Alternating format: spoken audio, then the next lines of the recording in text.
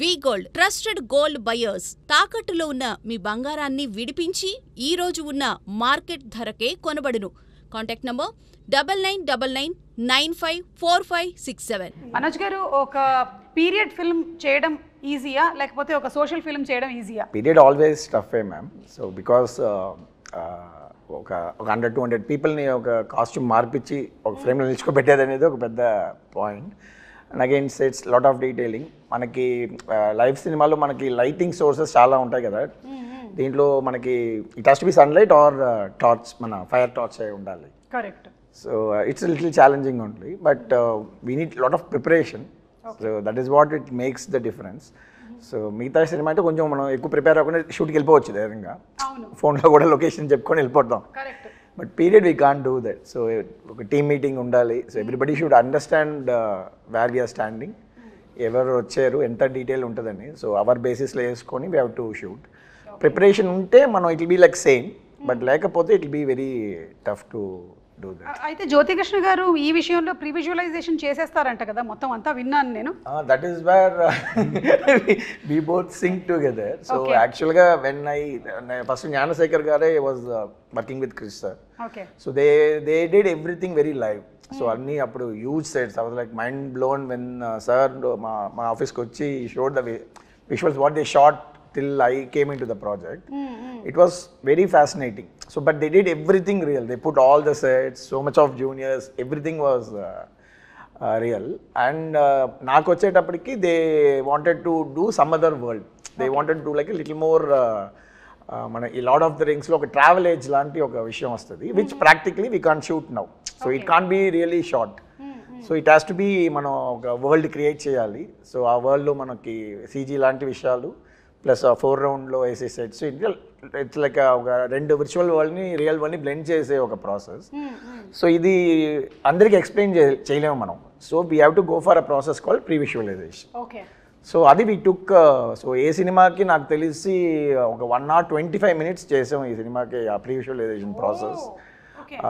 So sir also very particular, Kalyan sir కూడా it has to be like that. So we took some time. So that is where I came into the project, because I have another company which we do exclusively pre-visualization for films. So now films lo previous films lo will choose Leo lanto kuda major action sequence, aina sequence anta mem previous chesi shoot chesi they liked it, and so they came. So more than cinematographer, pre-visualization producer ga nannu enchukunnaru, and automatically they also like my work. So then I think Gnanasekhar, they are all busy. So then I continued doing the cinematography also. So that is how it started for me in this film actually.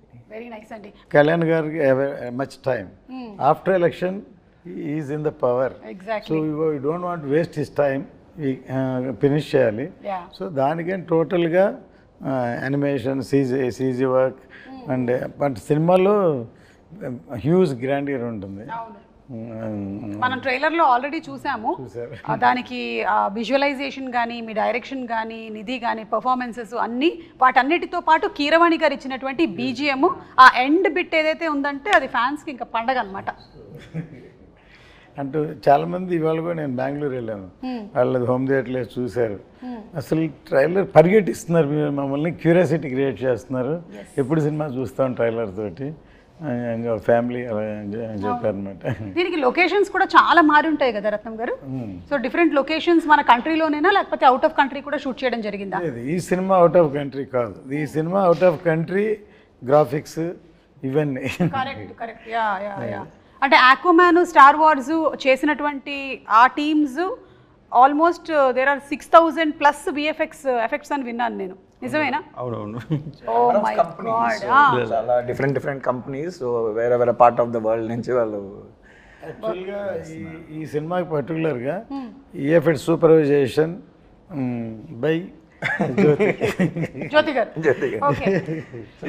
మా problem అదే, he has to follow the sound, he has to follow everything. So జనరల్గా ఒక VFX supervisor ఉంటారు. So we'll communicate with him. Now to get our shots is very difficult for me. Correct. So he's taking care. He has that personal interest. So VFX interest undi kabatti he took that responsibility.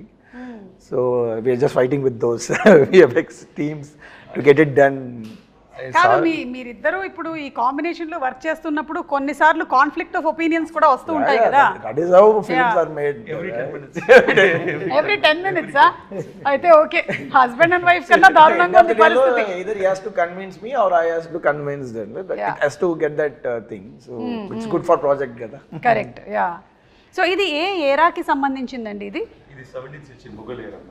Okay. So exact గా Aurangzeb take over of is becoming king emperor from viceroy Deccan viceroy నుంచి is becoming emperor. That point of time the story starts exactly. Okay. So our period and exactly in the movie we starting movie after the Chhatrapati Shivaji passed away. So in 1684 we starting the film. Okay. But different timelines లో వస్తున్నాయి ma'am. There'll be little non-linear timelines కూడా ఉన్నాయి. So it'll be interesting screenplay. So హిస్టరీకి సంబంధించినటువంటి ఇంకా చాలా క్యారెక్టర్స్ని మనం చూడబోతున్నాం అందులో. అంటే పాపులర్గా ఉండి మనకి తెలిసినటువంటి కొన్ని క్యారెక్టర్స్ని కూడా చూడబోతున్నాం ఈ సినిమా ద్వారా. నైస్.